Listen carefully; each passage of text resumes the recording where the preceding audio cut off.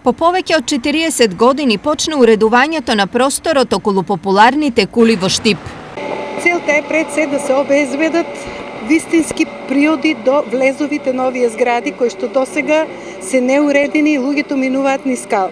Понатаму правиме дел кој што е за паркирање на возила и дел кој што хортикултурно ќе се уреди и да ги замениме веќе овие гради и никакви лимени гаражи со адекватна хортикултурна содржина. За се да биде како што треба, поддршка и помош е потребна и од овдешните жители. За нас е многу значимо да граѓаните соработуваат, да ги останат сите метални гаражи кои ги имаат овде, лимени гаражи, затоа што тие давате на града слики на градскиот парк.